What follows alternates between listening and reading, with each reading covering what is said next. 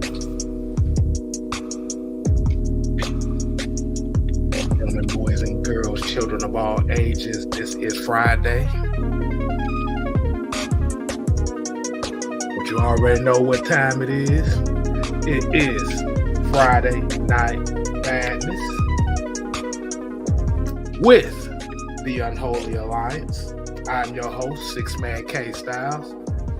And the blank screen you see over there, Mad Mike Sports, y'all already know the great one. And we got a special treat for y'all coming up tonight. We got the OGs on this Friday night.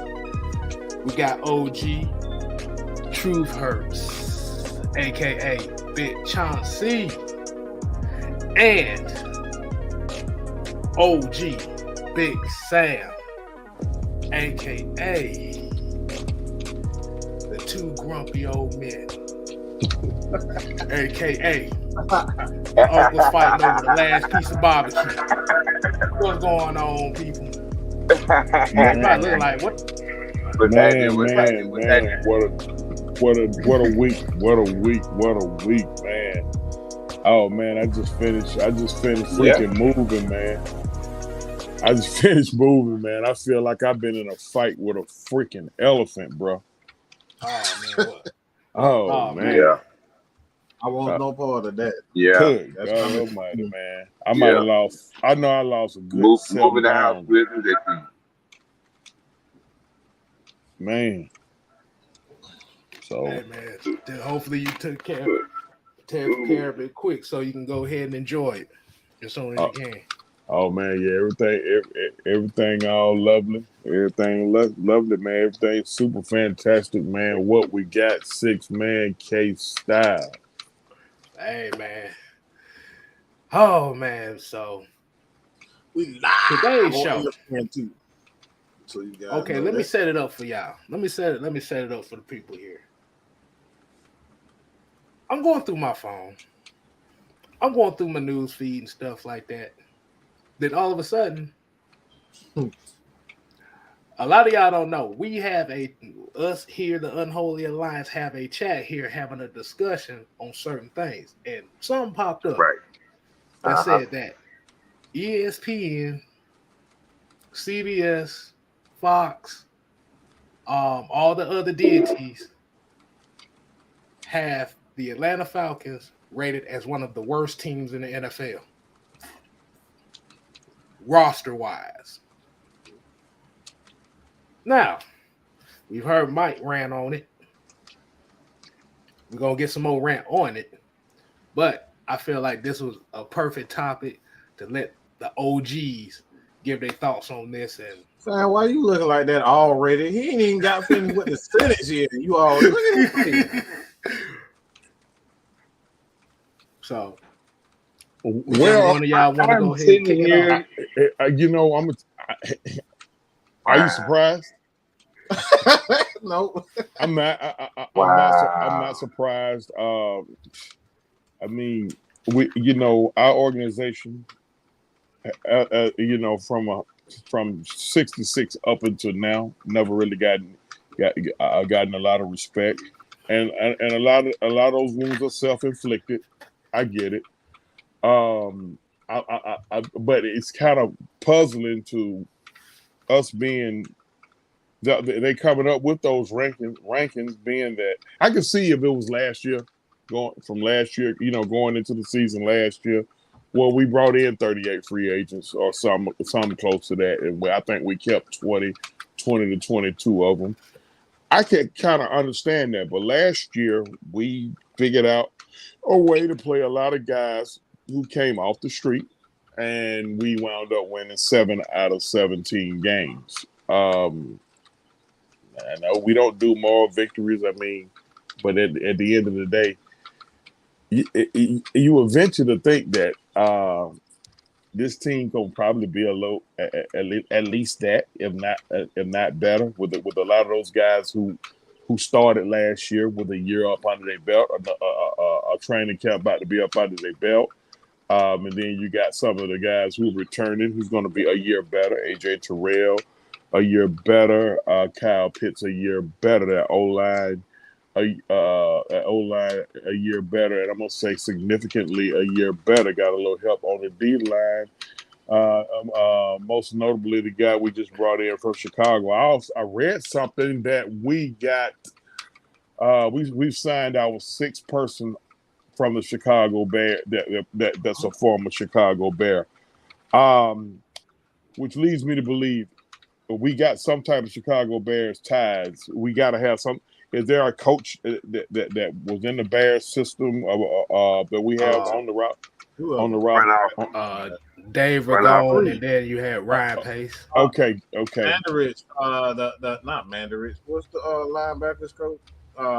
He's the outside linebackers coach. I forget his name, but we got like 3 Chicago Bears people that but Charles London was with the Chicago Bears. Oh, too. it was his job. Oh, you know what? You're right. You're right about that. Good God, we got a lot of Bears. I have no issue with it, to be honest. I really don't have an issue with it. And also, most gave us a high draft grade. It seems like we brought in, we addressed needs in the draft and free agency. Are they counting Matt Ryan not being there? Has that taken us? Did that take us down? I don't know. I mean, that's a major piece to lose, even at his age. I get it. But you got to also factor in now, even though we lost Ryan, they brought in Marcus Mariota, who's familiar with the coach and the system, and the coach is familiar with him. We got real high hopes for Ritter. Hey, you know what? I try not to, buy too much into the preseason rankings.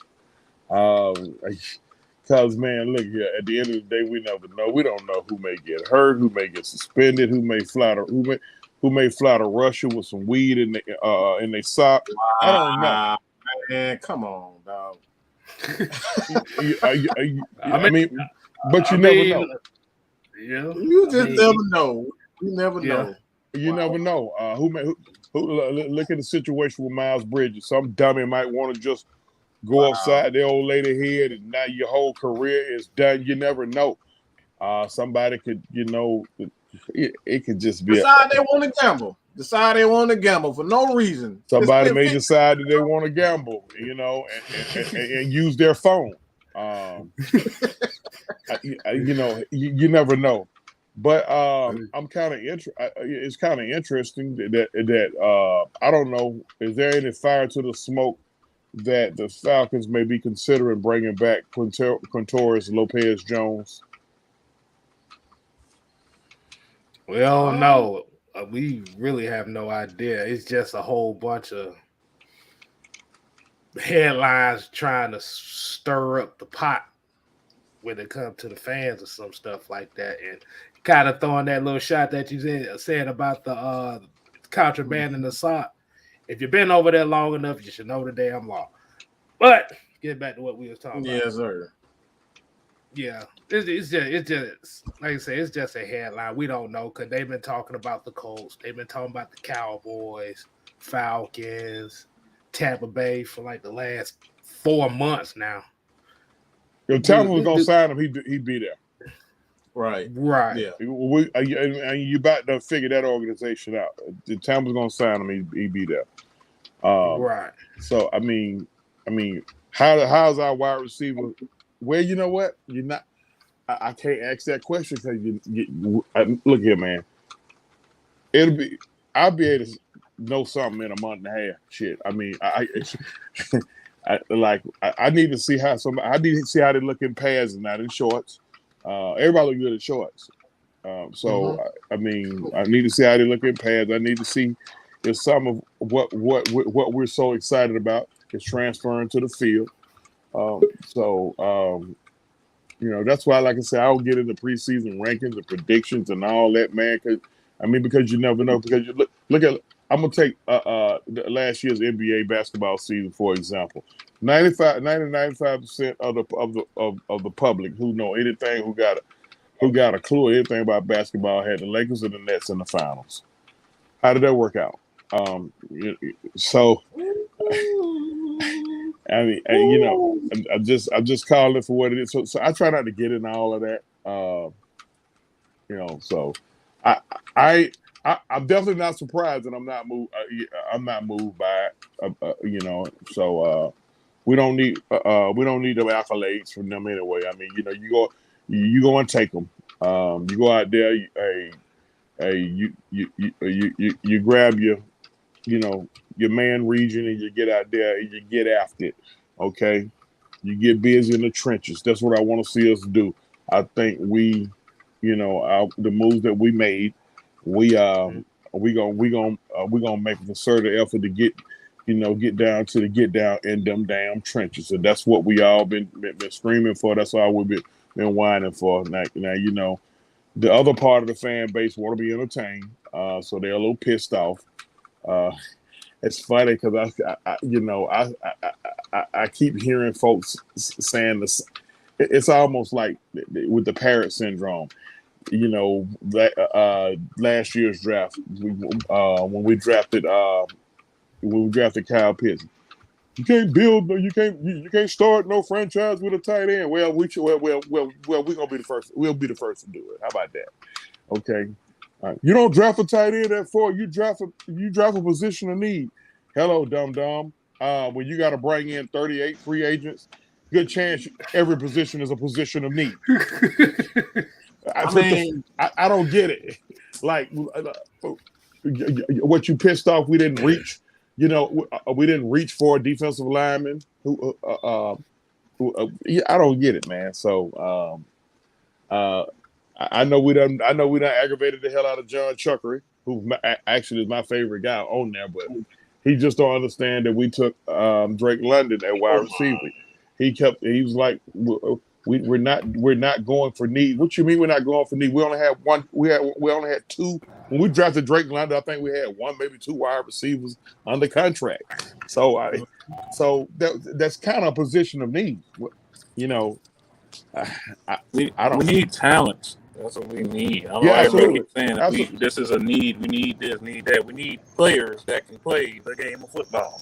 I don't care if they drafted a center at 4. If he was the best player in the draft, please get him on this team. I mean, I'm tired of people saying we didn't go for this guy. We didn't go for Justin Fields. I don't care. Did we get the best player that fits this scheme? That's what matters. I'm about to say, anybody remember Tony Gonzalez? I think a lot of people forgot about him. I was literally about to say that. They started a whole franchise around the tight end. They started a whole decade run of winning with a tight end. The same. I think Tony. I want to say I don't know if anybody can hear me. Second or third of all time. Because I'm having audio difficulties over here. We can hear you, Big Sam. We can hear you, brother. First and foremost, the disrespect started after the draft. They threw up a ranking right after the draft about who had the best, draft. They had us dead last then, which was bullshit in itself.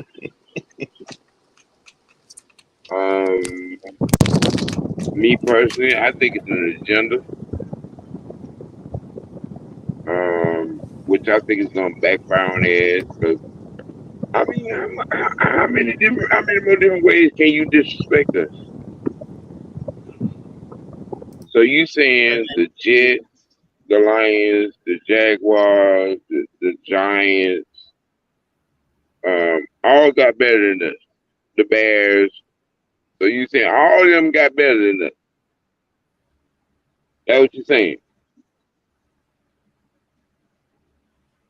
With us signing Edwards, drafting Lofton, getting the running back from the Chiefs, the Rams, which one of them. He got a Super Bowl ring. Damn it!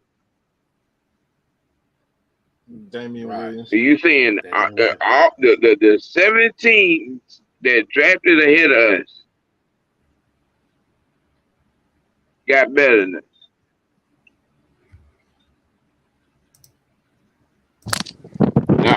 I'm not understanding. I'm just saying that there's a call for that. I'm just saying I'm calling bullshit. That's bullshit. And then look at our defensive signings. Are y'all really gonna sit here and say we got the 32nd worst? We got the worst fucking roster in the NFL. Oh man. So my question. So well, my Turkey neck, question would be. So turkey neck, old turkey neck. You own your bullshit. You letting stuff like here got there get published. You own your bullshit. You ripped Who the hell?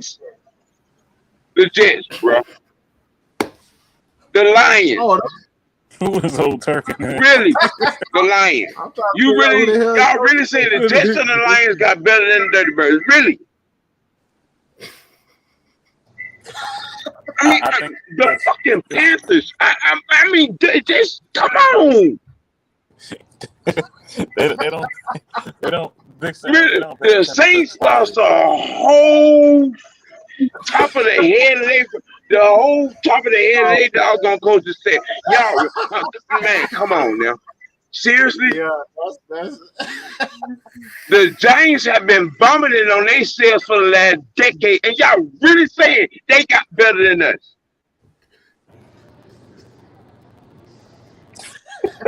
No, I'm not understanding, and no, I'm not cutting no stuff, and no, I'm not gonna get politically correct because it's some fucking bullshit.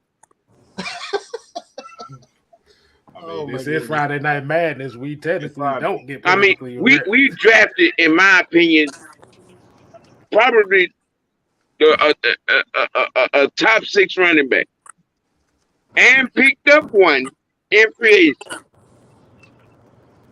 pretty good. And we still got that X factor, Cordell Patterson, and y'all really gonna sit here and say we got the worst roster in the NFL?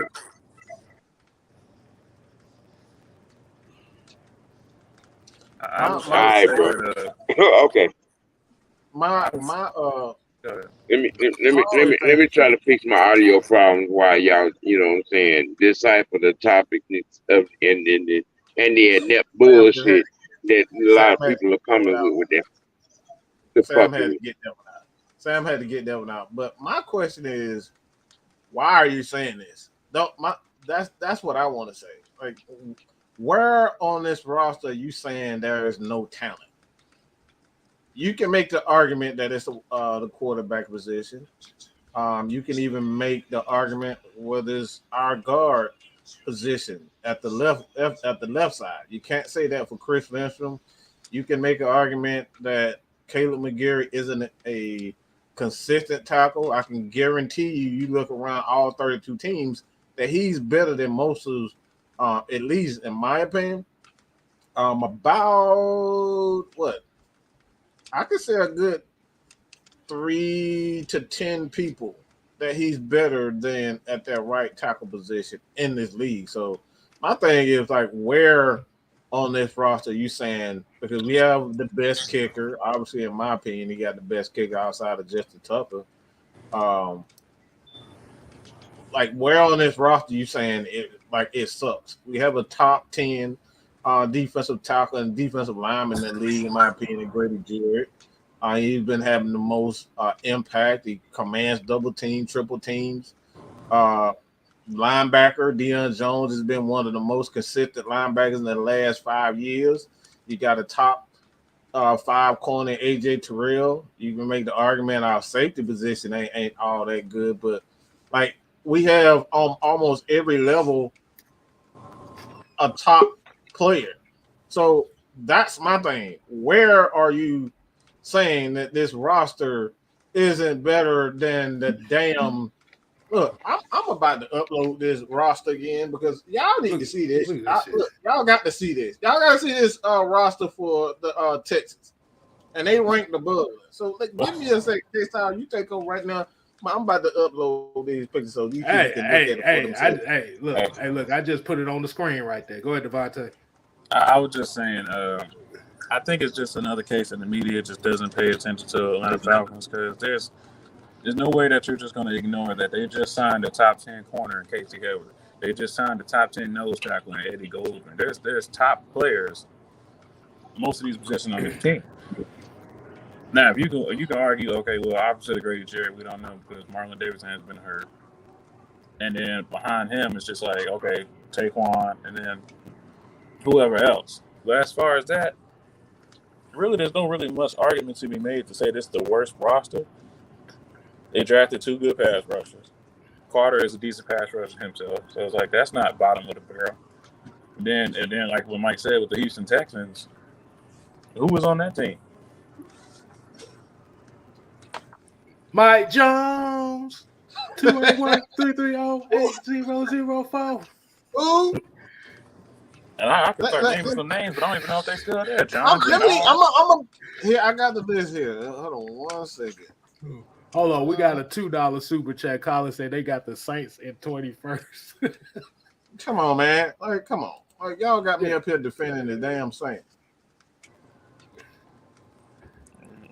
We got to talk about how good Ross Blacklock is or somebody. Let's see. Nico Collins, Brandon Cooks, John Michie, Laramie Tunzel, Kenyon Green, Justin Britt, Titus, Howard, AJ Kane, Brevin Jordan, Davis Mills, Marlon Mack, Andy Jankovic. Yeah, and here's the defensive side of the ball. Let's read their defense. Derek Stingley, Bonia Okoronaku, Roy Lopez, Malik Collins, Jonathan Grenier, Christian Harris, Christian Kirksey, Garrett Wallow, Steven Nelson, Eric Murray, Jalen Petrie, Tavari Thomas. Mm-hmm. So everybody, we literally just read that. Do anybody know anybody on that roster besides Christian Harris? The rookies. The rookies. I know Christian Kirksey is washed, and then we got Derek Stingley, and that's it. I know Steven Nelson. That's about it. And I know Ross Blacklock. He back there. Ross Blacklock because he got recently drafted. That's all I know. Right. So that's my issue. Like you can't tell me look at this roster that looking at the Atlanta Falcons roster and then looking at their roster that their roster better than. That's my bad. That's complete bull crap. Yeah, we can look at it again. I still don't. It still don't make it better. Roy Lopez. I'm looking like who? So let me ask y'all a question though. Is it more so because of the selling point of the team is the reason why people kind of consider it the worst? Mm-hmm.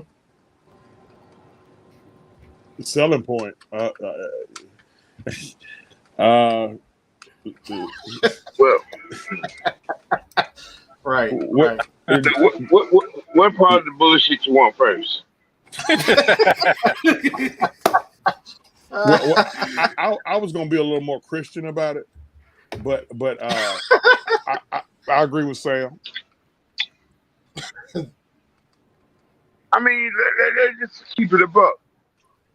You know, the NFL, they want that old thing back. You know what I'm saying? When they was making all them hundreds of millions of dollars, when you know who, when number 7 was, running around here doing his best Barry Sanders impression. But I digress. But you see, us as actual football fans, we want to win. Fuck what y'all want. We want to fucking win. which Okay, because I means see it. us as a team. I think we should rephrase the Go ahead, question. bro. Okay. Yeah, So yeah. this might actually be the thing I was looking for.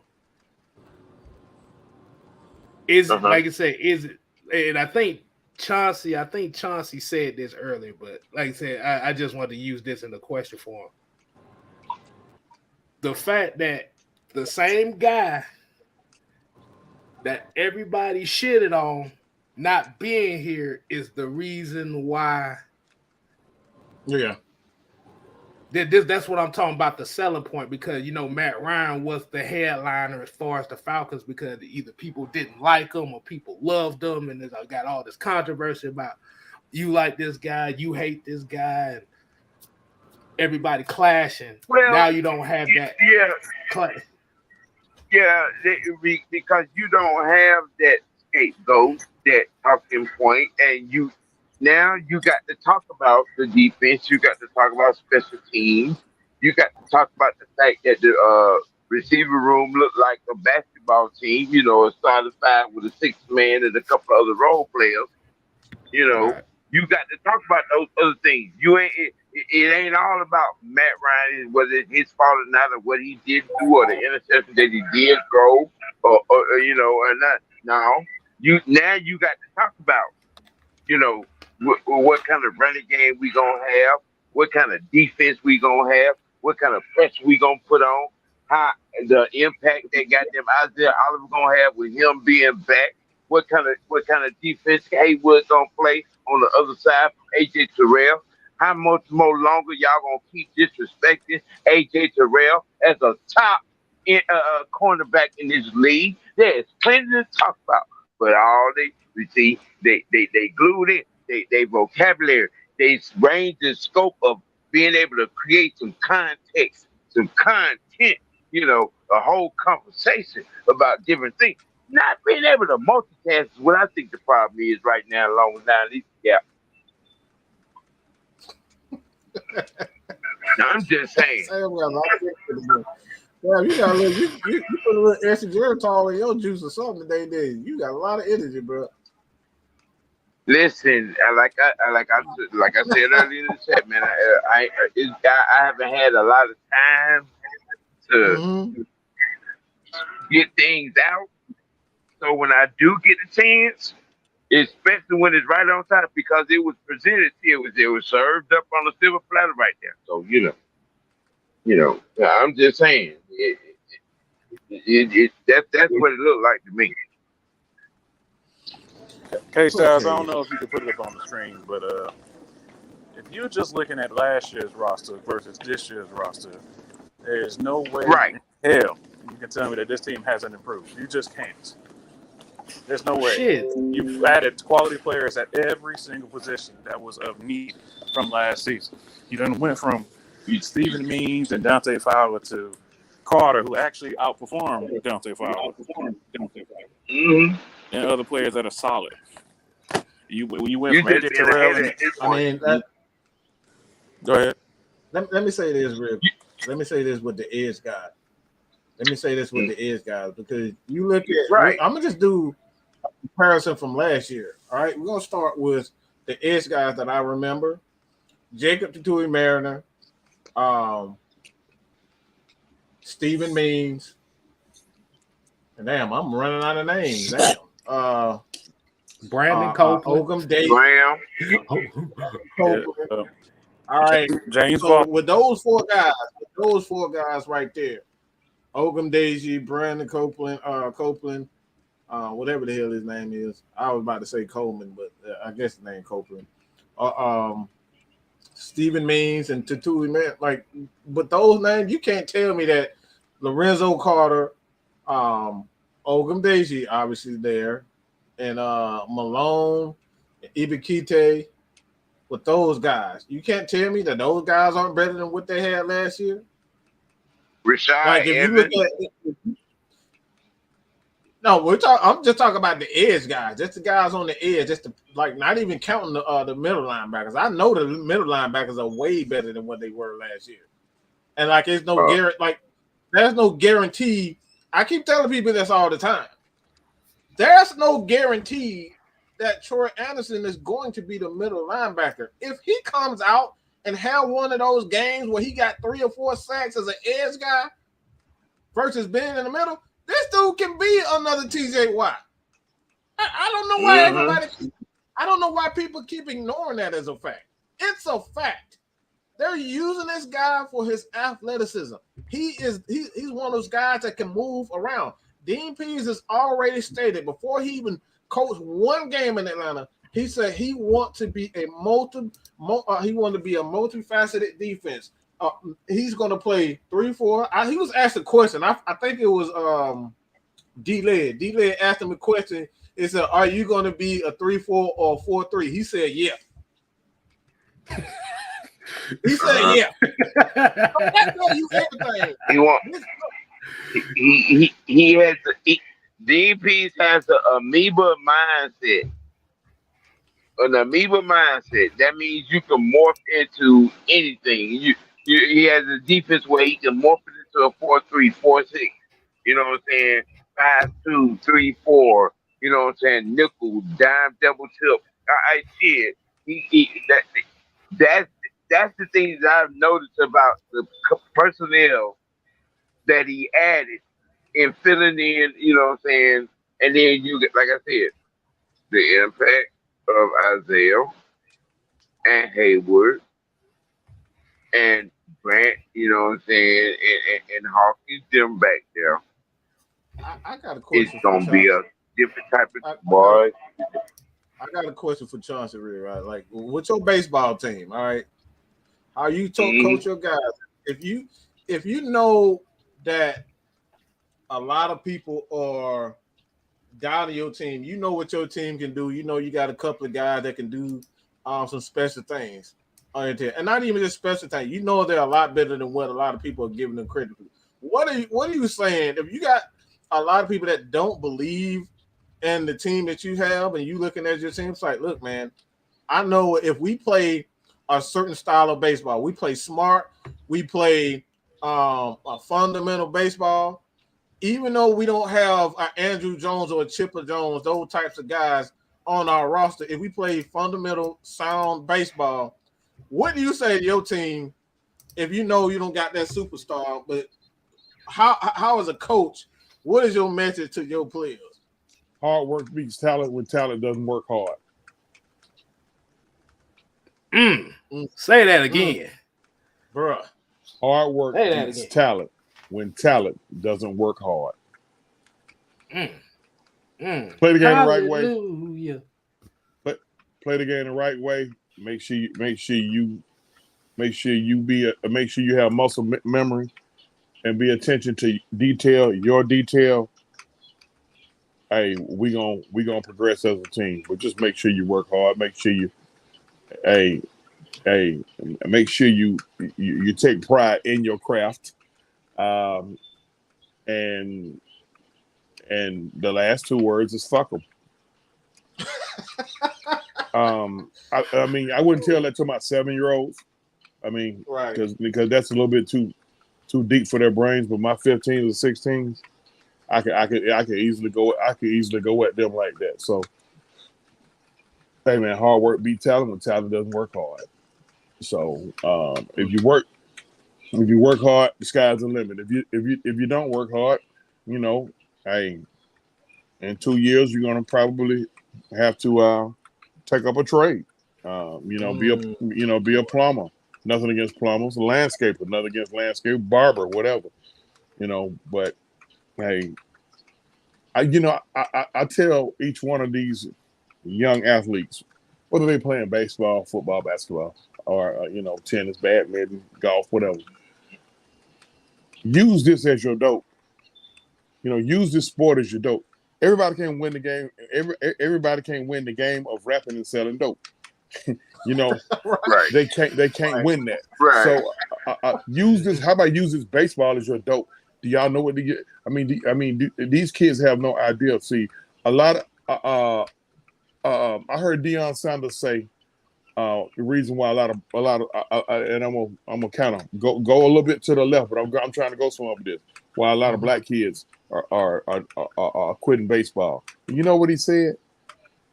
Because ain't nobody that'll clap for him, ain't nobody that'll cheer for him. It's not a band playing a fight song. You know, ain't none of that going on at a baseball game. You actually have to be cerebral. You actually have to think. You actually have to think the fucking game. So, I mean, hey, but guess what? They gave Bryce Harper 13-year contract for what? Almost $400 million. Yeah. So I mean, they're not signing those type of contracts in the NFL and in the NBA. No, And, you know, it ain't too much opting out going on in the NFL. You know, excuse me, in Major League Baseball, it's not too much opting out going on. These guys opting in, they taking that money. Hey, hard work beat talent. Talent don't work hard. If you out there, you work hard, man. Hey, ain't number good things gonna happen, man. Look at Mike, man. You know, look at little Mike. I didn't expect him to come out like this. He already got it figured out at age 21. The boy, 3 years ago, the boy was a senior at Stockbridge High School, and like he batting 300, playing excellent defense in the major leagues right now. He just hit his 6th homer last night. He's on a 162 game pace to hit 35 homers and drive in over 100 runs. Now, naturally, he's not going to play 162 games, but had he started at the beginning of the season, he will be on a 162 game pace. To Michael Harris that played for the Braves to put the guys down. Yeah. Right. And right now, his only competition for a National League Rookie of the Year is his fucking teammate. That Spencer Strider. That Spencer Strider kid is airing it out. Throwing that heat. It's the mustache, bro. Yeah, it's the stash, man. It's the mustache. It's the mustache, bro. I mean, a few of the Braves fans got mad at Snit yesterday for pulling them after 6 innings. If you watching the Braves, that's when Snit's pulling him. The boy going out there, he airing it out. He emptying the tank. So after 6 innings, and he done throwed about 80. He done throwed about 90 to 100 pitches, and over 80 of them was 98 or better. Good chance his arm is about to die. We're not trying to, have him going to see Dr. James Andrews. Right. So that's when you snap some shit. Yeah, and then you have to go and have what's that surgery everybody hates? Tommy John surgery. That Tommy John, man. Boy, that time, boy, you hear anything about it. If you hear James Andrews or Tommy John, that is one of the worst. Them two of the worst phrases you hear in baseball. I wonder if that guy big in there yet. He got to be a billionaire, right? He got to, man. Yeah, he got to be. Let me see. I'm gonna look this up right now. James Andrews. James Andrews is one of the top 10 physical sports medicine surgeons in the world. I think he's number one. There's no way he's not number one, man. Especially in that particular. So his net worth is $30 million. Shit. Woo, bro, I don't believe that. I don't believe that. Shit. No way. James Andrews? Maybe in taxes. No, wait. Hold on. Let me finish. Let me finish it right quick. They said that's the average. They didn't say it was exactly 30 million. It ain't in the billions, but it's like anywhere between 30 million to 150 million. So it's in that area right there. Listen, yeah, that's a lot of money. The arms that he has saved and put back in the game. Smokesy was one of them. You say Smokes? John Smokes. I mean, man, Roger. No. Let me stop. I don't want to say no false shit. Um,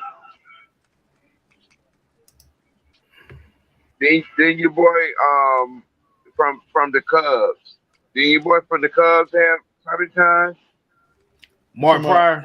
You talking about Pryor or Yeah, yeah. Wood? I know it was one. It was one of them. It was either Mark Pryor or Kerry Wood. Yeah. What this Kyle Farnsworth? I'm not sure Kyle Farnsworth did also. He may have. Yeah. Farnsworth did. Some guys that I remember from back in the day, Gene Garber. Let me see. You know what's amazing is how simple the concept it is for that surgery. Y'all know how simple it is. Yeah, It's like he's taking a tendon from another part of your body and putting it where your arm, putting it in your arm. And he's basically turning. He basically turning you. A lot of guys come back from that shit stronger, bro. Yeah. Brand new. Yeah. But when Smokes came back, that was the reason why he went to the bullpen. He wanted to test exactly how strong he was in spurts. And fucked around, and then he turned around, and then he did all that just during the season, and turned around and turned the damn bullpen. You know what I'm saying? He was the glue to the fucking bullpen that damn season. Right. But yeah, getting back to this comment here, Maggie, she said, y'all make sure y'all show her some love. Yeah, I mean, it just comes with the stigma of, and the OG said it once again, man. Baseball is not exactly an exciting sport for a lot of our black youth. The payoff is a longer process too, because you going through that farm system. Well, you got a ways to go. Listen, man. They got the thing about it though. People look at that as a negative. I draw it as a positive, because when you are drafted in a Major League Baseball, you belong to a team for 7 years. They ain't got to do jack shit with you for 7 years. Now, of course, they can cut you if they don't think you can cut it.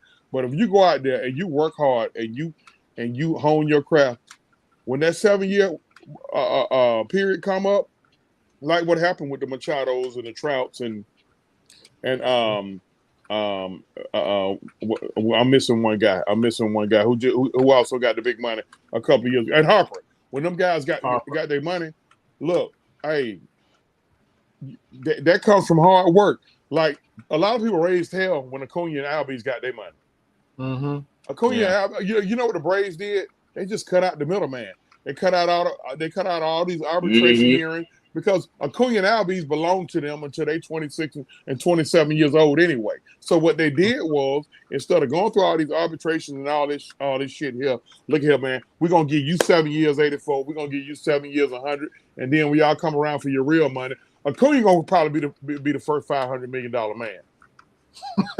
Yeah, that's without question. Yeah, that dude is a 5-2 player, bro. That's a 5-2 player for your ass right there. Right. And Ozzy gonna probably be like maybe a 350, 400. Right.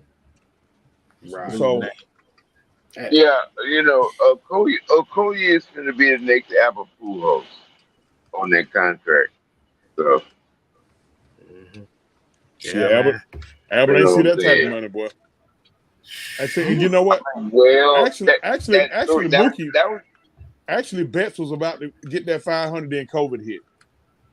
So that kind of screwed him out of damn near 200 million. Yeah. Right. We still got their bread. All right. Well, there's still time. There's still time for him to get it. I mean, it's just that he just caught up in the soap opera now, which is the Los Angeles Dodgers and the Atlanta Braves. And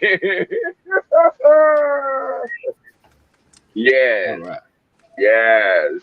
And he's not gonna be on the better part of that damn deal there. All right. Hey, I about to say I got something else that I want to discuss with everybody here too. There was another ranking that I caught online today.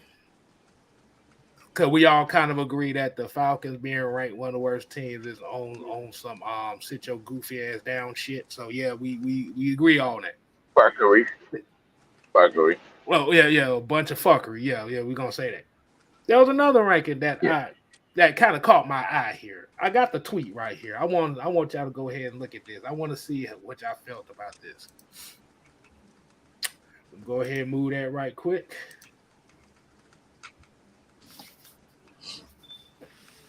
Just read the list. I read it earlier. I put it in the chat. I'll tell you this. Any cornerback that gives up Now- 1,000 yards shouldn't be top 10. Now, wait. Now, I said just look. Wait, Sam. Wait. Let the guy who got the go. All right. Now let's go, Devontae. Y'all see who number 10?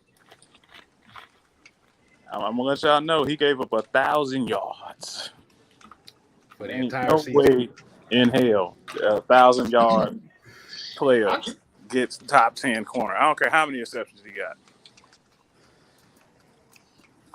I got a problem with one name right here. This is where I got this. I got a problem with one name on this roster, and it's number 7. Like, get the fuck out of here with this. Are you fucking kidding me?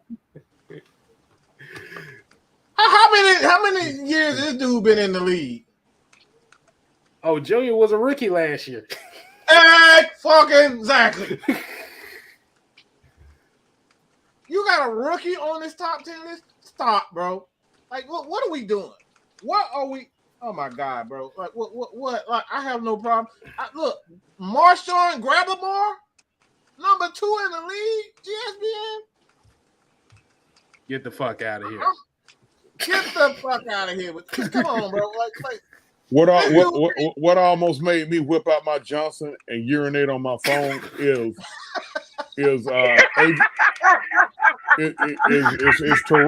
you telling me it's 8 corners in the league better than AJ Terrell? Come on, man. I don't think so. Come on, bro.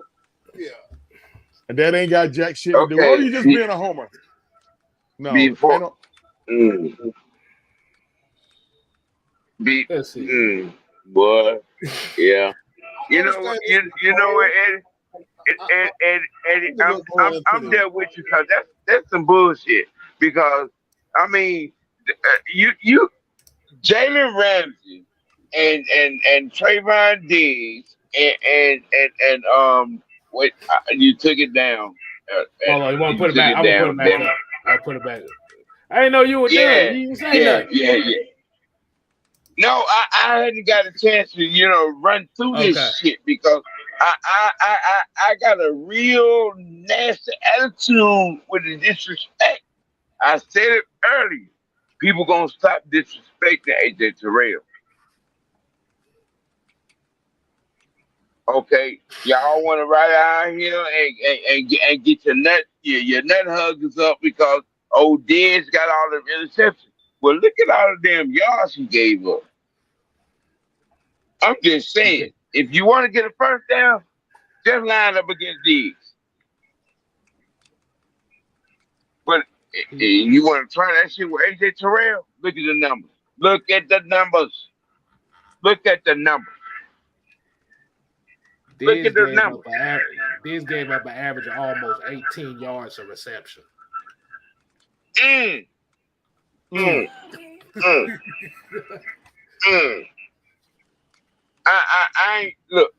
love my producers and directors. I love them because they know what the hell I be goddamn trying to tell y'all. In your ass when y'all run out here talking about Jalen Ramsey is the best defensive back in the league, or Lattimore the best defensive back in the league, or D. No, the best cornerback, defensive back in the league resides in the ATL.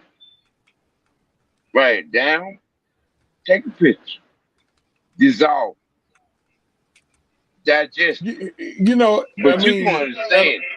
At a certain point, it has to make sense. Like, okay, if you want to talk about best corners in the league, it makes sense to say Jalen Ramsey because of nothing else he has. No, it don't. When I say it makes sense, it's like it's not a ridiculous statement to say Jalen Ramsey is the best corner in the NFL. That's not a ridiculous statement. What I mean, sorry. But it's not. Did you? Just looking at it and looking at the grand scheme, it's not a ridiculous statement. What's ridiculous is AJ Terrell at 9. That's ridiculous. That's the point I was trying to make. AJ Terrell being 9. Stop it. You got Patrick Surtain ahead. No, nothing against Junior Patrick, but he's not AJ Terrell.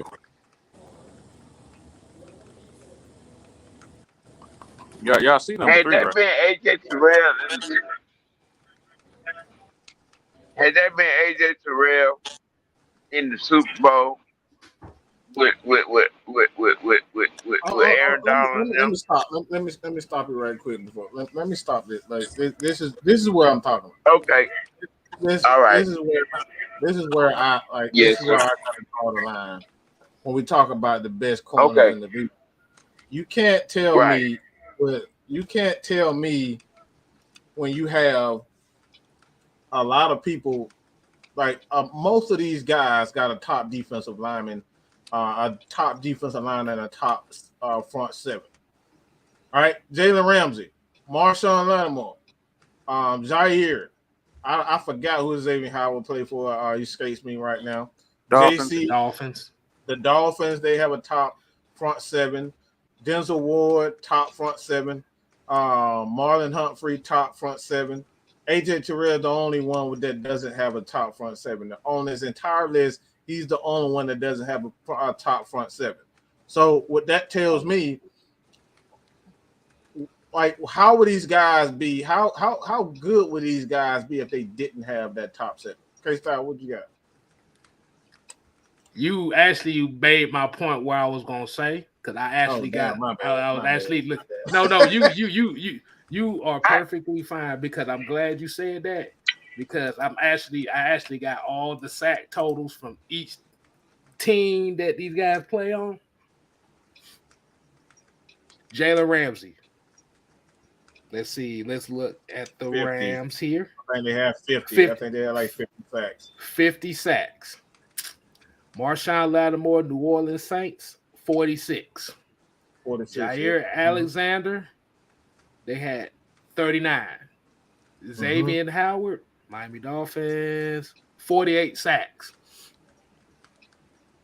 J.C. Jackson, New England Patriots, 36. Denzel Ward, Cleveland Browns, 43 sacks. Pat Surtain, let's see, that's Denver Broncos, 36 sacks. Marlon Humphrey, we know that's the Baltimore Ravens. If they decide to show the Baltimore Ravens, why the Baltimore Ravens ain't on this list? I think they on the 30s. I think they was okay. Here you go. Yeah, 34 sacks. 34 sacks. Yeah. Dallas Cowboys, 41 sacks. AJ Terrell, 18.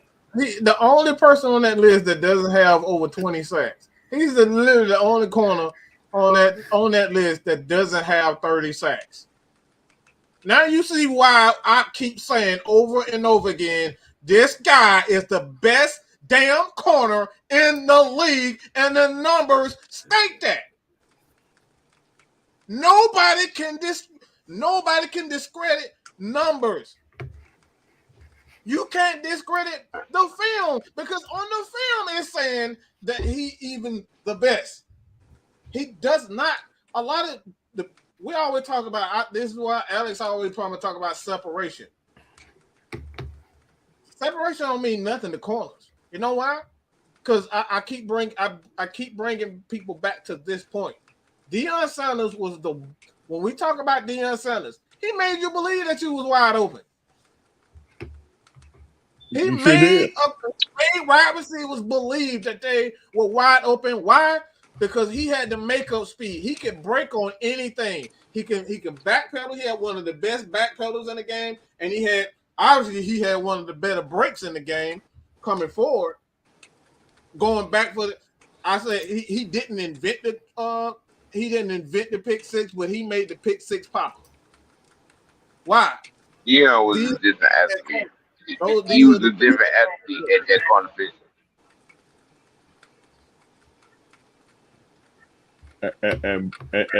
And to say, I mean, yeah, that's just the best, man. That cat that was, we'll never see that again. That cat that was very different. We'll never see Deion Sanders again. We'll never see Lawrence Taylor again. We'll never see a Jerry Rice again because those cats were.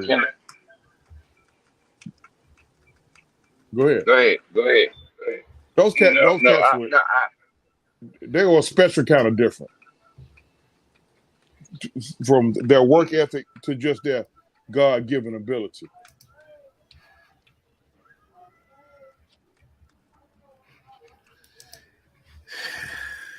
See, this is what we talk about when we are spinning these narratives.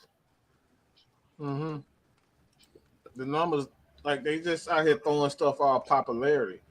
This is what we keep talking about. I don't give a damn about your popularity. I don't give a damn about what his potential is. If he's not putting up those numbers, or those numbers don't add up to what the film is saying, that shit don't mean nothing.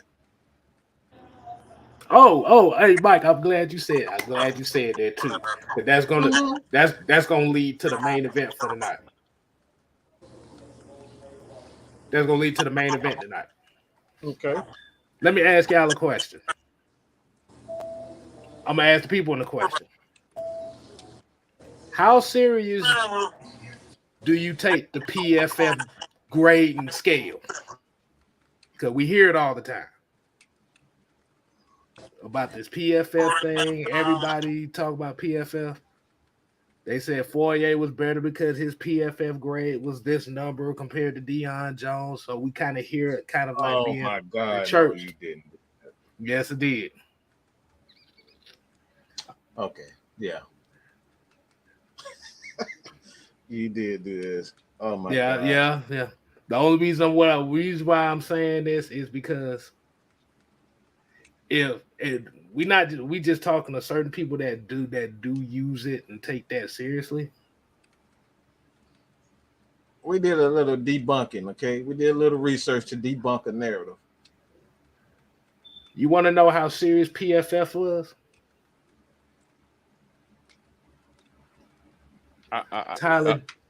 Tyler Davidson was ranked higher than both of them.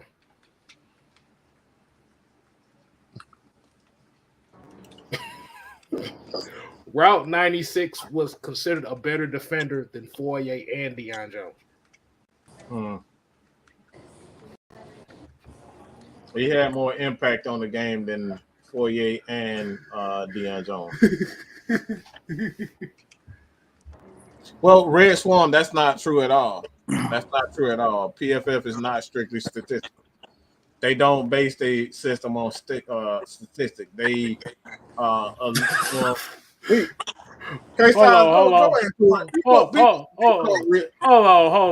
Let's. I'm glad because I got some homework. I actually got a little bit of homework here. Let me see. Which one was it? Let's go ahead and share this. So this is for anybody that runs across the PFF dick riders. Y'all can show them this part of the show. I want y'all to read this. I want y'all to see. Hold on, where that? Where that? Right here. Now, listen to this. Okay, I got this highlighted. Oh man.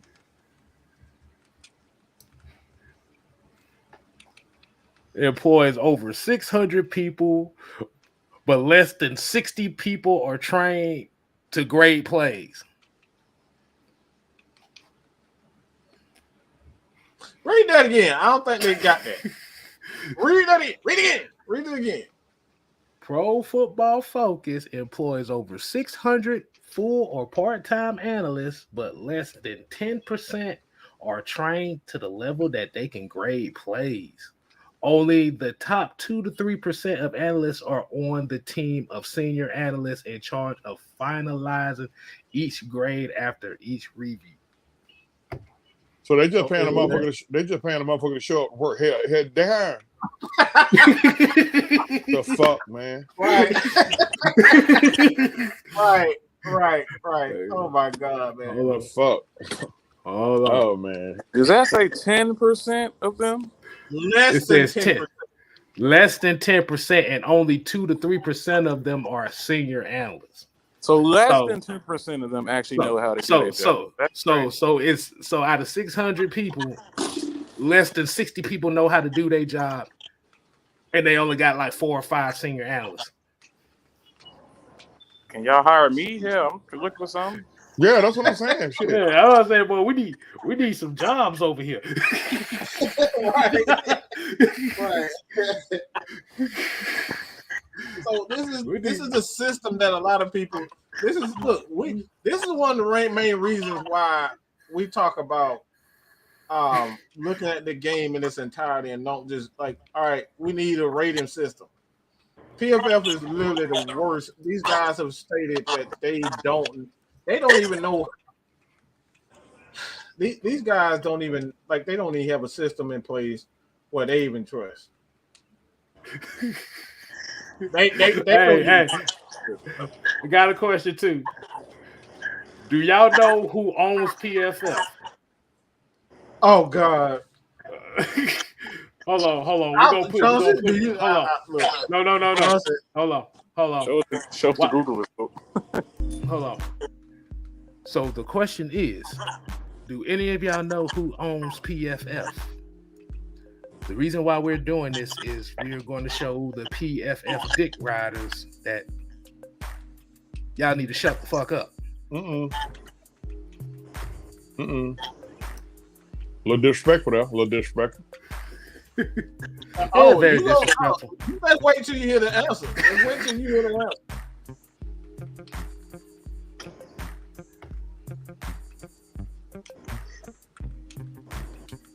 I don't see no answers. Let's see those answers. Who owns PFF? My dude say Vince McMahon. John Gilliam said Vince McMahon. We got one answer. Well, we got a couple answers.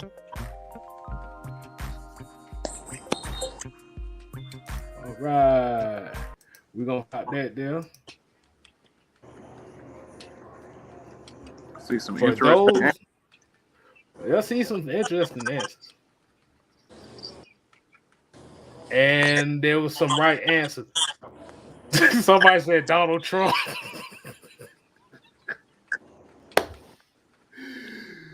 Right now, the disrespect is getting at an all-time high right now. Yeah. So the answer is in the chat, actually. And it is Chris Collinsworth, a.k.a. the analyst nobody likes.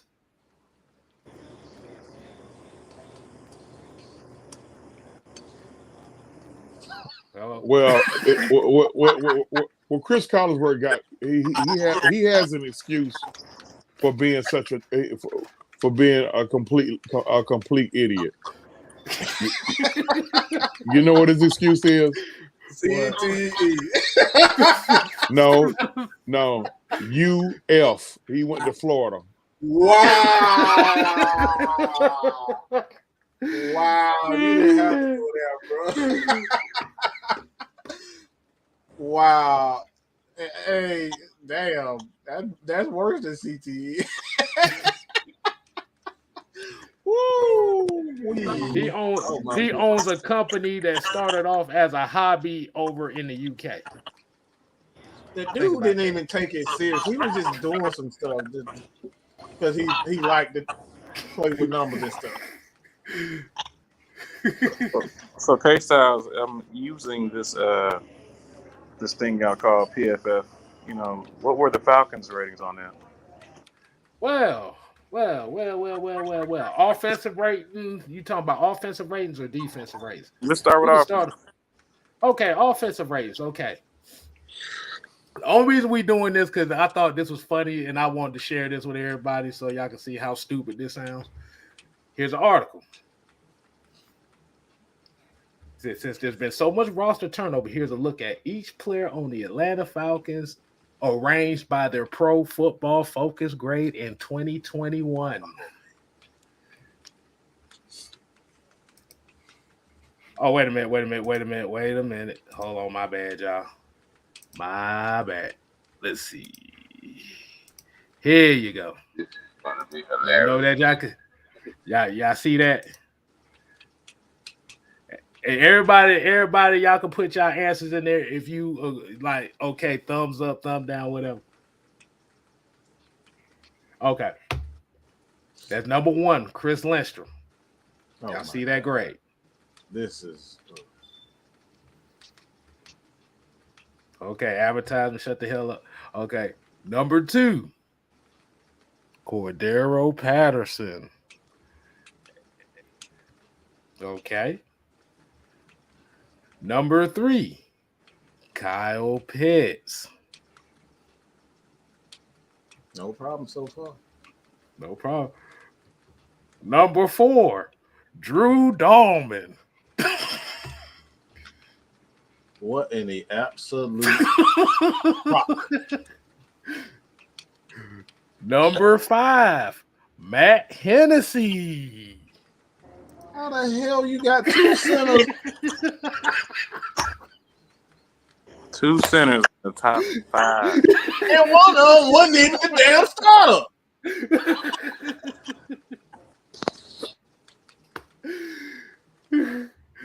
Hold on. Y'all gonna love number six.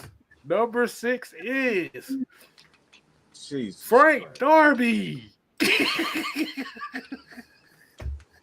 That motherfucker got a 70 just for dance moves. That's what the hell he did. That Frank Darby, just to let y'all know, only played 20 snaps this season. he only played 20 damn snaps. He has Okay. one catch for 14 yards, and he's a top 6 Falcon, apparently.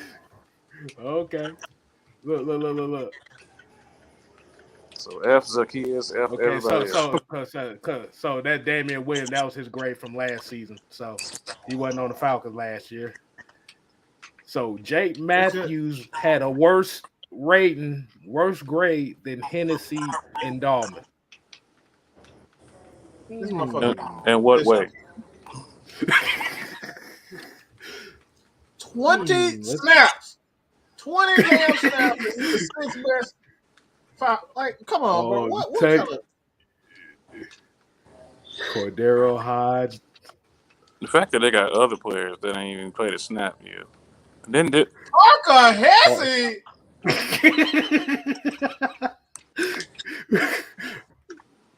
Parker Hesse. Kobe Gossett. Look. When did Kobe Kobe Gossett. When did he play? I really don't know. I don't know. Cam Baston. He coming off ACL surgery. How you on the list? All over damn, Calvin Justin Ridley. Fields was running for his damn life last year. How the hell Wilkinson have that big of a... Calvin Ridley played how many games and he is still on this list? Hold on. Do y'all hear what I said? This Go man ahead. was What'd you say? literally running for his life last year, and Justin Fields and this dude was ranked what, a 70 something? Mm-hmm.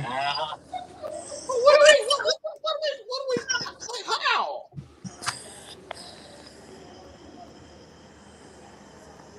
Nah, keep going. Now. Oh, keep going. You say keep going. Okay. Hold See on. some more.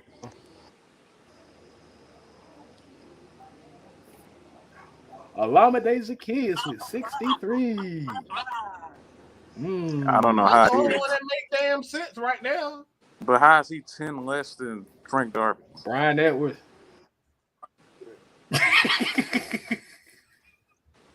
They got him in a practice jersey. That's how you know he ain't even stepped on the field. Caleb McGarry, 62. Oh my goodness. Oh man. Keith Smith, 61. Fullback problems. Mariota, 58. He played in one game, so how? I'm already getting depressed. I'm depressed looking at the rest of this. Like, come on. Like, what are we doing? No, we can hit the defense up.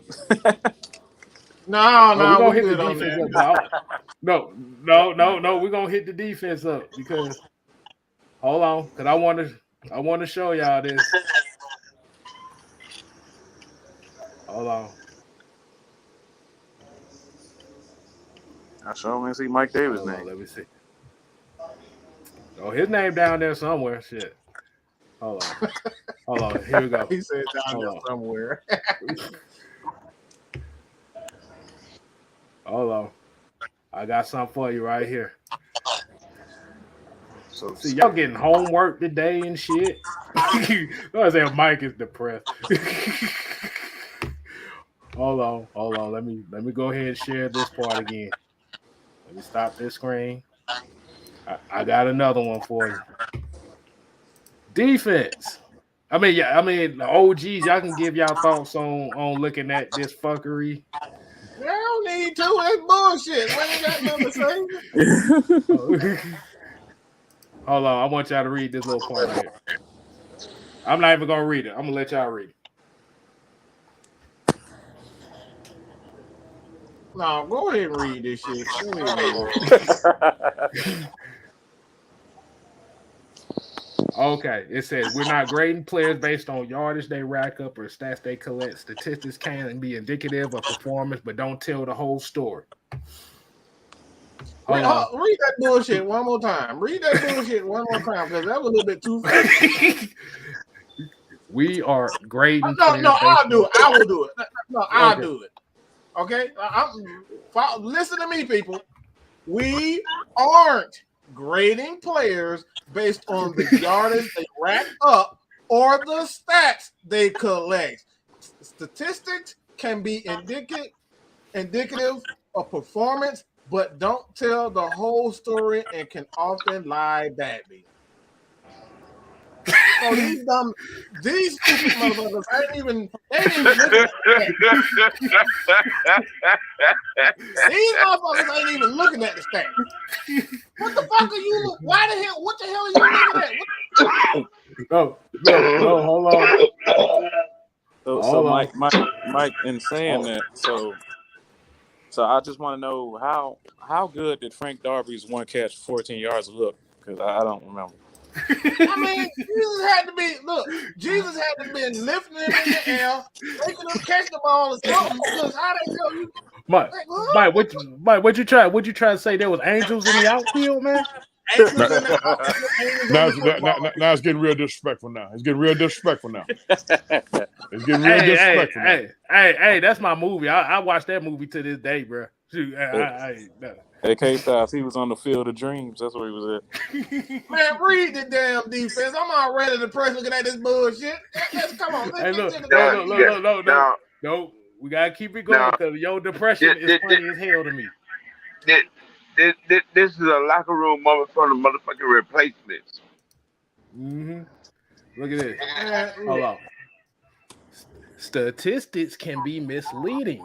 A tackle whose quarterback gets the ball out of his hands quicker than anybody else may not give up many sacks, but he can still be beaten often and earn a poor grade.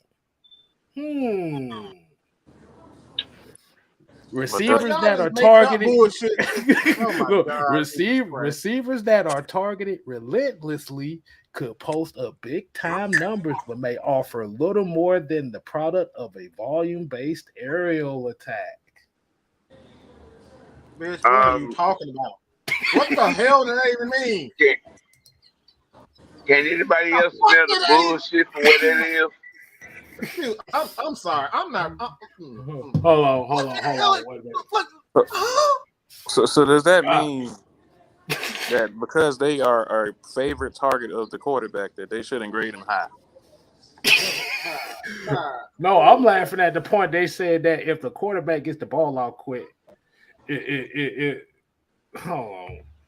If he gets the ball out quick, he gonna get a poor grade because he still got beat on the play, but the ball is already nowhere near him. What?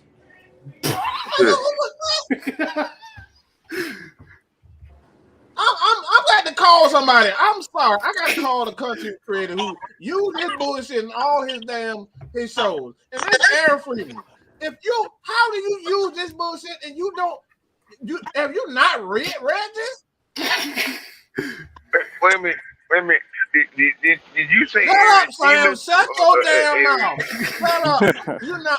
No. Your ass is being muted. No. We're not doing that, Sam.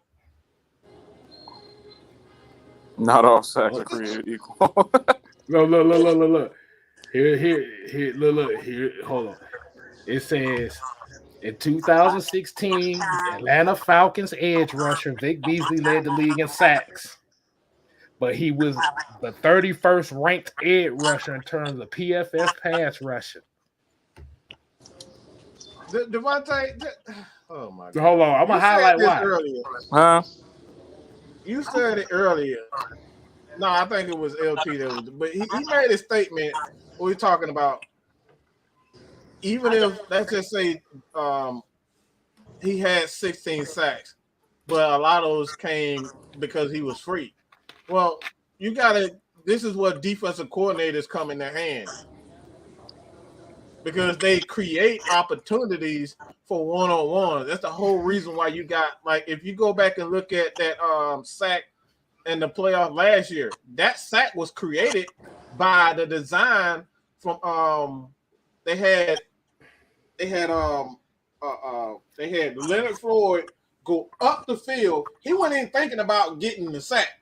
His job was just get up the field and create that space for Aaron Donald to have that one-on-one with their guards. And what they did, they flooded, they put two guys in the middle. They had one guy in the middle, and they had one guy looping around it.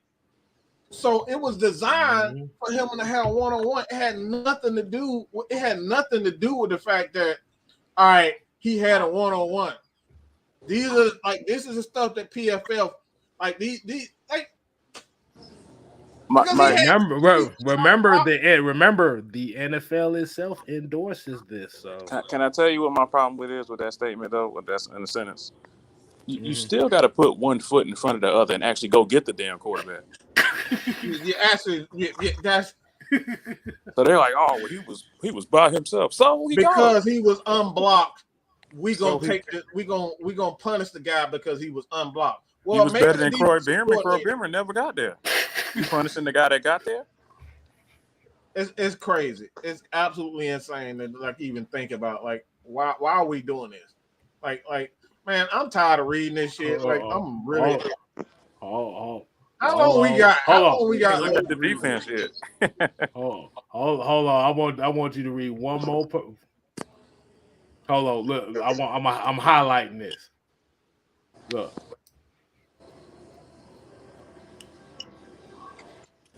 It says pressures that do not result in a sack is important too, just as pressure on the quarterback. See an average drop in passer rating of 32 points from 94 to 61 over the past team. That's the equivalent of turning Ben Roethlisberger into Blaine Gabbert. How the hell you gonna devalue sack but value a damn pressure? Everybody gets pressured though. So how the hell are you saying Blaine Roethlisberger to Gabbert? That's a big drop in quarterback talent itself.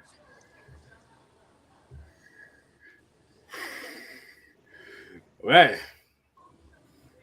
Let's not talk about the talent of the players they even talking about. Right. Hey, so what's that word? That statement you always say? You got a whole bunch of overly smart. What was that statement? You was on to it. Overly smart, dumb motherfuckers. Right. That's it. I'm just sitting back and I'm just listening at. He's just listening, just like how y'all up here dumbing yourself down trying to figure out This dumb shit. Good. Hey, look who was the fourth highest defensive player last year.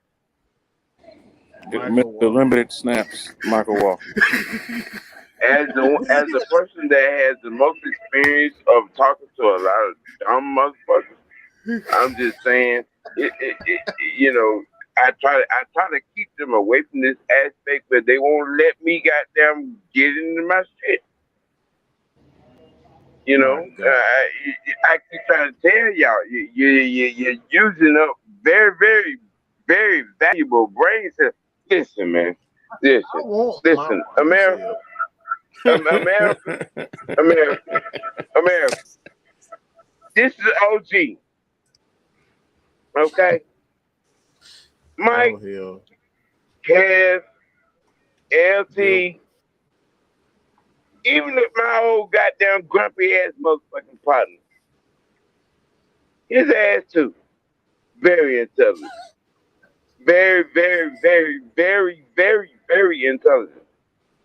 Now, don't get it misconstrued when you go out into other social media outlets and you have the you as a sports fan, to be a sports fan, you know what I'm saying, only a real sports fan know, you know, you got to be a sports fan to love it, to go to sift through the bullshit and know what's real and what's not. No, Mike, I'm not jumping off the cliff. No, I'm not. I'm just waiting. You sound like you might jump off the damn no. No. That damn The understanding of it is you have to look at what you're watching, see what you're watching, understand what you're watching, and know the sport that you're watching. They created Yeah, they did. It's a bullshit narrative machine. It's a bullshit concept. Because they made it that way. Because it wasn't created for that. Now we saw this, and Mike, you in the midst of one of our own personal conversations, we saw from doing the homework where this thing originated from. But Turkey Neck decided to take it. Now he the one that jumped off the cliff because the man that originally.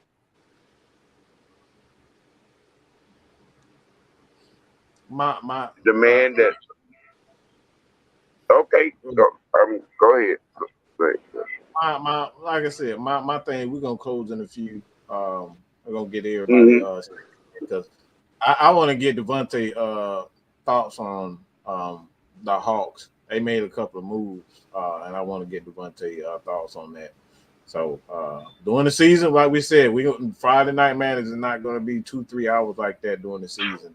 So we kind of get in a habit of providing you guys with nothing but the best content. As far as it's a schedule, y'all gonna get a schedule from this point on. We're gonna stay on that schedule, but like during the off season, y'all gonna get some hell for Friday Night Madness. But K Styles, no, Devontae, I want to get your thoughts on the latest signing, Frank Kaminsky. If I said the name right. You said it right. It's Frank Kaminsky, who was drafted by the Charlotte Hornets back, I think, in 2015. Ooh, Frank the Tank? Yes, Frank the Tank. Thank you for saying his nickname. That is certainly him. I was saying, he kind of, yeah.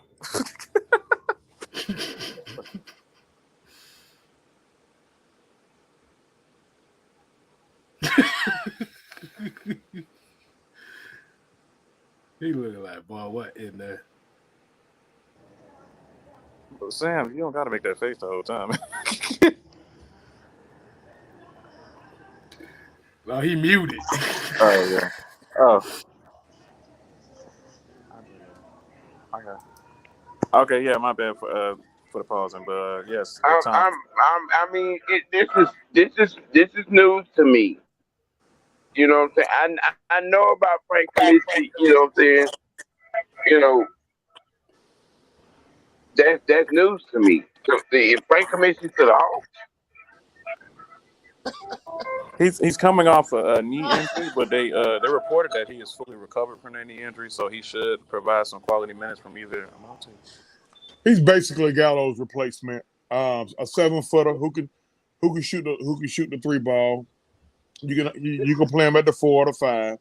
He could go in the paint and get in the way on defense. He's not he definitely ain't Wilt Chamberlain or Bill Russell on that front. I mean, it was a safe veteran signing. You had to get some type of vet in the locker room, and hell, he can still play. How about that? So a few years younger than Gallo, and like I say, he gonna basically replace Gallo for the most part. Scoring puncher. I mean, if he gets hot, he is a problem, but he has to get hot to be a problem. I mean, so I'm okay with the signing. It's not a bad signing. And now I'm just waiting on Utah to cut Pat Bev. Please get me Pat Bev in here. Please get me a dog in here. Please get me. Yeah. When it comes to, I wouldn't be mad at Pat Bev being here. when it comes to Frank, I think one of the perceptions that the fan base, I heard him earlier today, they're like, oh, well, Nate's going to play him over Jalen Johnson. Jalen's not going to get his minutes. I just got to say this.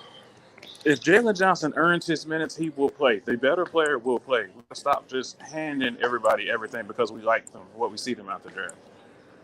Oh boy, but them motherfuckers give me a headache, man. God,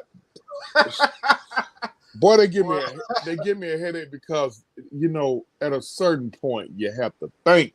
I mean, God, but they don't. Look, man. Jalen Johnson was not ready last year. I'm so sick of hearing Jalen Johnson, who played 9 games at Duke. If he played that, he wasn't ready. Okay, he went to bed when the bright lights came on him, and then he caught COVID, and then they just what is the G League for?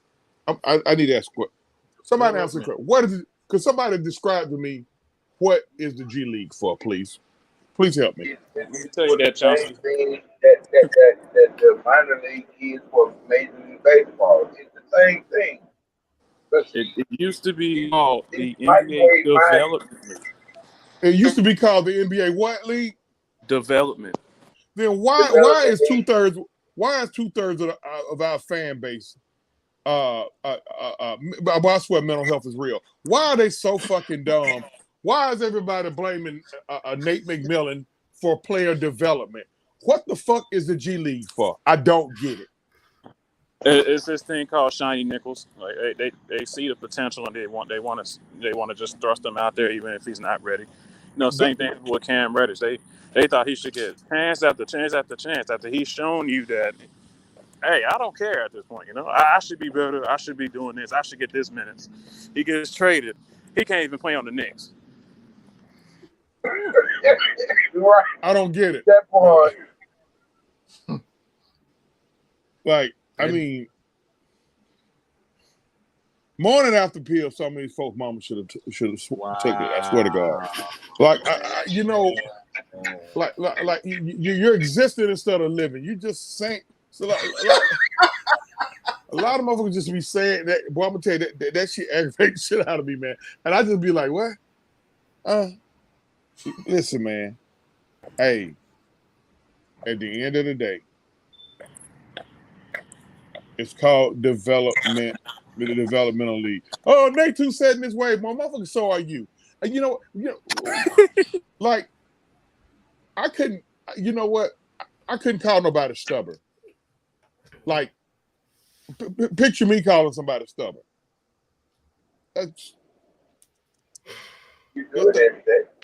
Shut up, Sam. I'd ask you for shit. I've been trying to be respectful to you the whole time. We ain't got to arguing yet. At the third time, maybe fourth time, you done cut me off. I'm still a little salty at the little slick shit you said about my goddamn my throwback Thursday picture yesterday. I've been trying to be Christian, and that fuck Christianity right now. Fuck Christianity. I'm gonna tell you what I want you to do right now. I want you to get on. I want you to get on a helicopter full of killer bees. Take a gasoline bath and fly straight to hell. Now I'm done. Chauncey, can you hear me? Yes, I can. Let me ask you a question, man.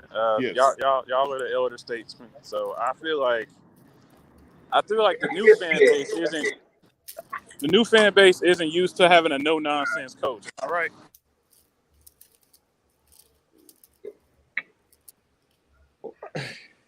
Oh my God, y'all! You giving Chauncey a layup, right? He about to goddamn Shaquille O'Neal goddamn break the rim on this one.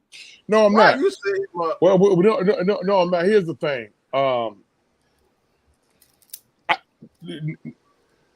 At a certain point, Nate do have to kind of conform with the times a little bit, just a little bit. But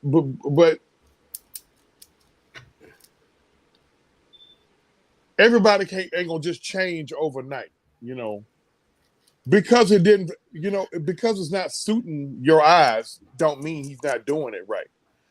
I had a dude tell me earlier. Nate looks lost out there. I said, explain to me what you meant by he look lost. But he said, you see his rotation? I said, so just because his rotation don't make sense to you, he looked lost. I said, do you see how dumb you sound right now? I mean, do you really see how dumb you sound right now? Because he didn't bring in a certain guy at a certain time. Well, I mean, he really don't know what he's doing. Number two offense and offensive rating says he kind of do know what the fuck he's doing. Okay. When Nate too soft, I said, huh? Which Nate you talking about? You can't be talking about Nate McMillan. You can't be talking about Nate McMillan, who was for almost 10 years with one of the toughest backcourts in the history of the league. Them was some tough motherfuckers, him and Gary Payton together. You know what the difference is? Nate didn't talk. Gary Payton ran his fucking mouth all the time, so that's why you thought he was the hardest. But guess what? Nate was the motherfucker that'll break your jaw. Like a lot of these cats be talking about Nate, so boy, I bet you wouldn't walk up to him and say that. You motherfucker be looking just like that dude who approached Dominique about 4 years ago about them damn suits.